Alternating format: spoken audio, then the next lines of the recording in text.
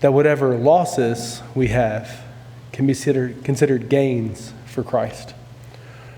When I hear Steve talk about the no's in life that are always hard, they're not easy. They bring us to a lower spot in our lives for that moment.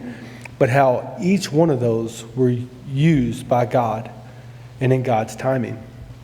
It reminded me from my own personal journey with ordination. I went for commissioning in 2019 and was told no, that I was not ready yet, that I did not know my theology well enough, that I wasn't a good enough leader.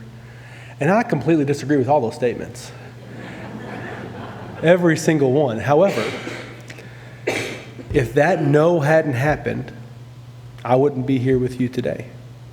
If that no hadn't happened, we would not have launched the online campus properly. If that no hadn't happened, the succession plan wouldn't have come about. And that no was painful.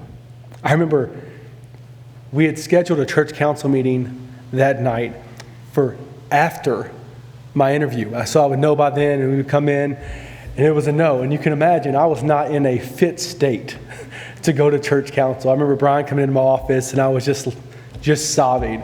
He said, "Don't worry about church council meeting." I said, "Thank you. I appreciate that."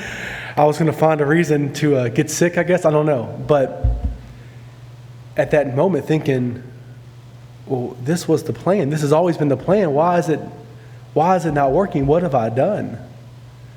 And now looking back just 4 years later thinking, no, I didn't. God was doing something, not me.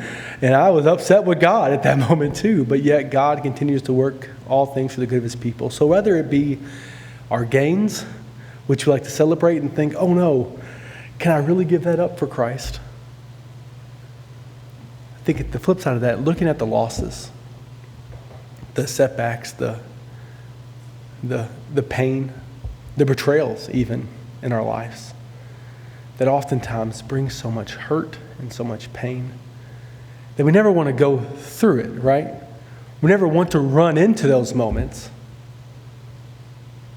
But going through them, often God uses those for the greatest goods in our lives.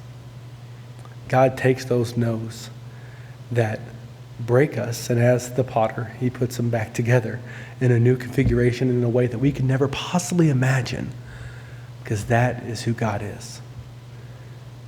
So then, friends, my question for you today is that we look at the gains and the losses in your life and consider if you would give any of them up for the sake of Christ. The gains and the losses, the good and the bads. Or can you look back at your history, your past, and say, yeah, there's pain, there's heartache, there's brokenness, but I can also see the Master's hands working through this entire thing, not just for my good, but for his kingdom.